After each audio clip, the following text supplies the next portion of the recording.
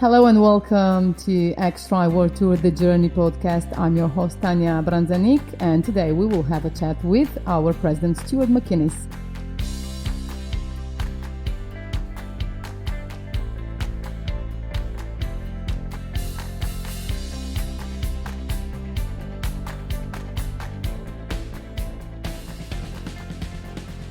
Welcome, Mr. President. Hello, Tania. How are you? Fine. How are you? Very well, thank you. Sweden is very misty and quite autumnal today. Looks nice, many colours. Yeah. Cold?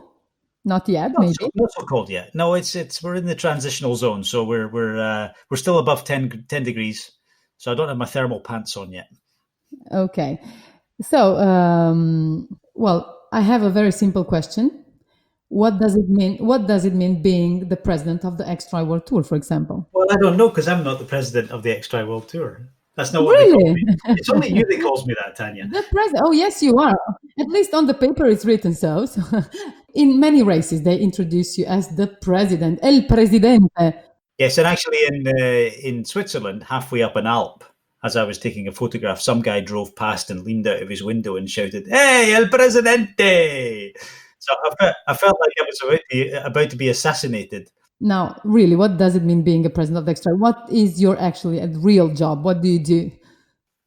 No, what it means to be president of XTRI is that what we are doing is we've created an umbrella to take care of the quality and the standards for the XTRI races, and to make sure that all of the races are in unique locations, have a number of values that they follow. They must be community related. They must be incredible. They must be difficult. They must be small. There are many parameters that we set for our races, and my job is to keep that quality ongoing and to improve it, and to be a marketing base for our races and centrally, to develop new concepts and structures. So we will develop a coaching academy, for example. We'll put together our XTRI magazine to help the races.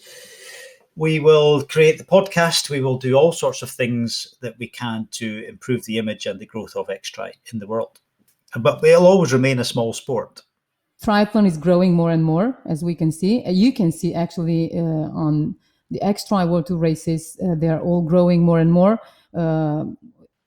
Talking about Norseman, it's useless because we know Norseman has a waiting list like forever.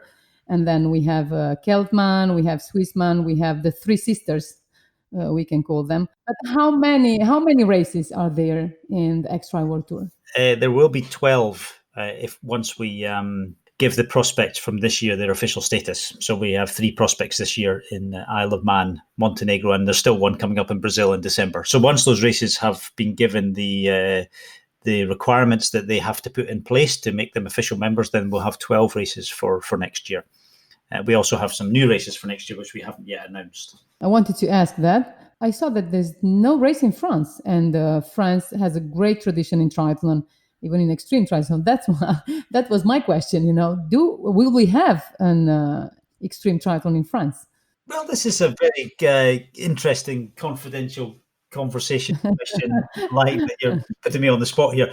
We're well aware that the French market is one that we need to pay attention to. And in actual fact, we know that our 3 original races, the second highest number of athletes next to their own population is French athletes. So we know that there's a demand from the French athletes, and we know that there is room for a French race. And yes, we are working on it. Just be patient. So now I've got a secret from the president. You've got a secret, which you can now tell the French people to be patient in French because they don't understand me. So if you could now do that, please, Tania, for our French listeners. Chers athlètes français, vous devez avoir de la patience parce que plus tôt, on aura une course en France. Merci, Tania. À toi, Monsieur le Président. So, you are Scottish, you live in Sweden, you start organizing Keltman, and then you became the XTRI World Tour president. What was your liaison, if we can say that, with the triathlon on your background? It was not actually as an athlete, and it always pains me to say that because being of a what's the right word? I can't even remember. Need to go back to my days of school. I am an ectomorph, I believe. What? I'm an ectomorph, so I am naturally thin. So Okay. therefore, the What's the assumption. problem? I mean, all the athletes are thin. Well, Come on, they're precisely. So not the fat. assumption made by the wider world is that I am an athlete. I am not an athlete. That would be unfair to pretend. And actually, the background I have in triathlon is from business, and I used to own a triathlon store in Edinburgh, in Scotland, many years ago. And while I was in that business, I went on a trip to Norway, to Norseman, with some friends who were racing, and I was actually making a film for them. And that was the catalyst or the beginning for this XTRI journey. And on that trip, myself and 5 other Scottish guys, a couple of Norwegians, we had a really good rapport with the organisers of Norseman. I mean, we pretty much,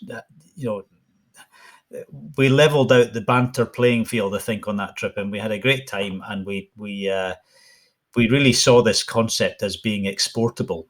And because I was already in the triathlon business, and because we also already organised events on a local scale, I thought that this could be taken to the next level. And with the agreement of the Norwegians and the Norseman organisation, then we did that. We embarked on a process of creating a race in Scotland. And actually, it's often asked, how are we able to export the concept of Norseman? And that was the difficult part, because we could create a triathlon easily. That's simple.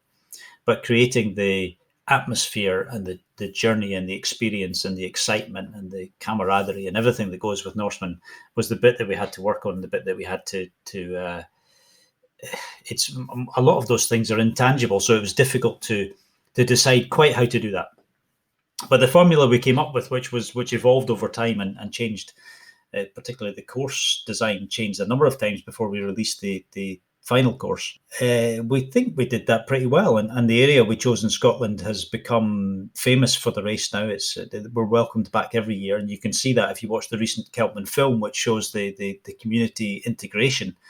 And over time, this has become not just a copy of Norseman, but its own personality. Its own personality, precisely, yes. Its own personality, which shines out differently. And that's actually what happens with the other XTRI races. As time goes on, they're not carbon copies. They're not homogeneous versions or franchised versions of the Norseman. They're their own personalities. And it makes them really interesting and exciting. You've been this year to some new races on the XTRI. Yes. For example, the last one on the Black Lake. Black Lake, yeah. Montenegro. Black Lake, Montenegro. How was that race? Being in a new world, actually. Pretty much a new world. And in fact, Montenegro is a little bit like that, because it's an undiscovered country, and what an incredible place. I mean, it was only a small race, 45 athletes signed up. So a small test race to see if the concept works in that region. And it really did. Of course, the local people don't know a triathlon from a banana. They've never heard of such a thing. The Triathlon Association of Montenegro, I think, has 3 active members. So it's a very, very small sport there. But the countryside, the terrain, everything lends itself perfectly to XTRI. And of course, the organisers know what they're doing. They have some other events that they do there, so they're not amateurs in this field at all. But really, the XTRI is often about the journey. It's often about the location, and Montenegro as a location is just a stunning place. Yeah, I've just picked up Montenegro because this is the last race that has been on the XTRI tour calendar. And now you said you're going to Patagon Man, then you're going to Brazil for the last 2 races of the season. Yes, exactly. And Patagon Man is now an official race. It was a prospect last year when we tested it. And the reason I'm going back this year is just because we asked them to change a number of things about nothing they did was wrong at all, but a number of things in the format we thought might be a little bit improved or a little bit adjusted. And they've been happy to implement these changes.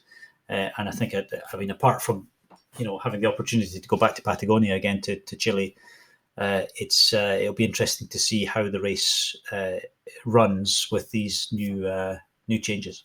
Can we say that maybe? I don't know. I'm just asking if we can talk about the race in Africa.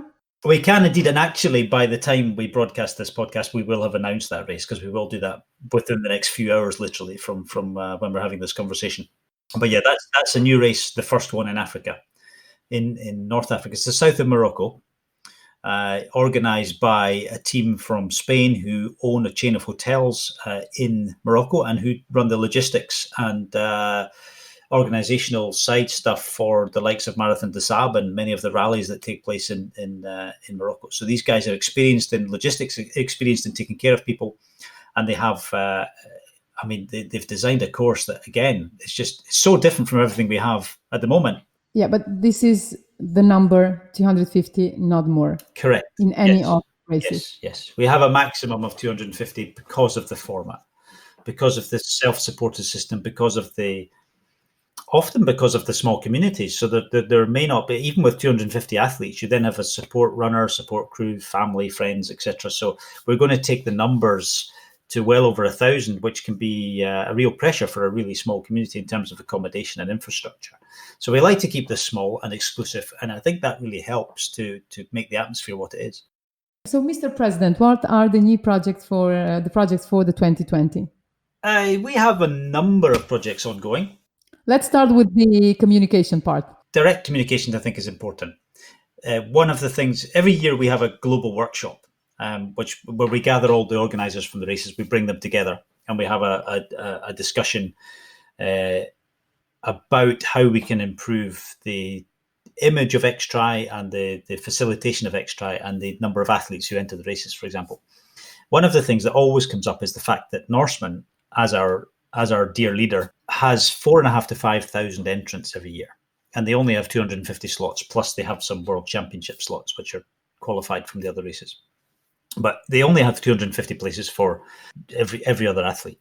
Some of our races, all of our races, in fact, have a smaller number of applicants. Now, Keltman and Swissman are also oversubscribed massively, not to the same extent as Norseman, but they are oversubscribed, so they also operate a ballot.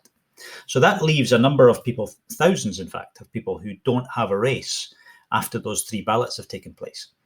So our organisers want to know how we can more effectively market the other races to those athletes, because those athletes probably just want to do one of those 3 races initially, but there's no real reason why they won't then decide or perhaps consider at least to go and do one of the other races, because they all offer a similar experience.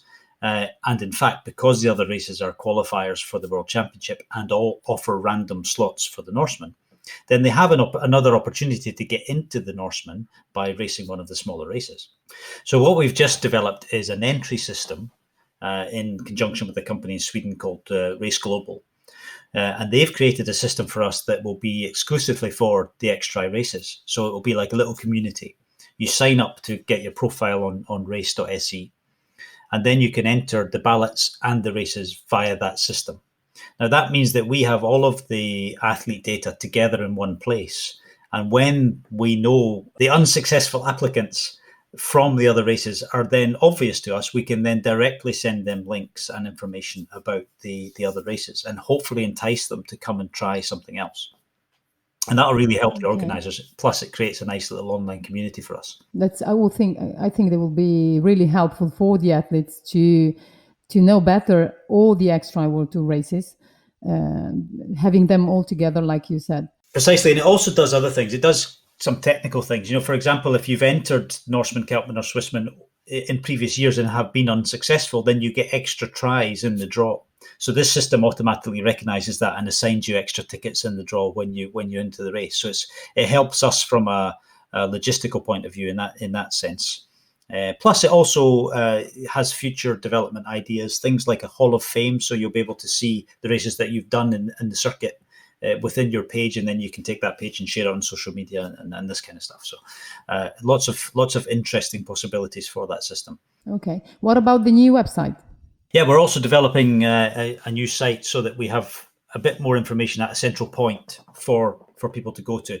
At the moment, it's really a page of links that takes you to the other sites, and that's okay because everybody has their own information in their own languages, etc. But this site will be a centralized place to visit, to see, to be an expose of the World Tour races. Plus, again, it's likely to have extra features. A central tracking site, for example, where you can go to view the live tracking of the different races.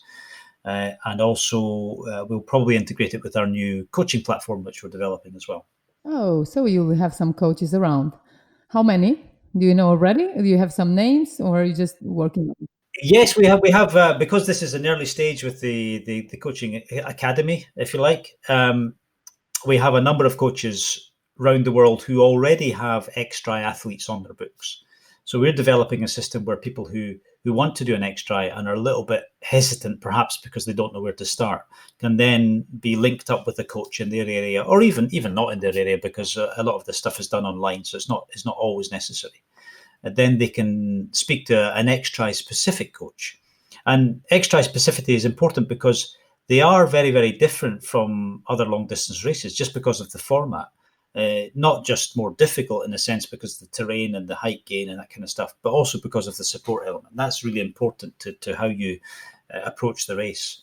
So these coaches will have had experience as an athlete, as an XTRI coach, as a supporter, or even as a visitor to the races. They have to have some understanding of how that works. That's a good thing. We hope it's a good thing. Yeah. Everything we do is a good thing. So thank you, Mr. President, or thank you, Stuart. Thank you, Tania. And perhaps we should tell our listeners that in the future, our podcast is going to have a slightly different format. Perhaps you want to tell us about that, Tania? Yeah, you will join us actually for the next podcast, and we will have a special guest for the next edition. Yes. So next time, Tania and I will both be in discussion with our special guests to grill them and to make sure that they give us all their secrets. So we look forward to that. Thank you, and until the next time. Goodbye. Bye.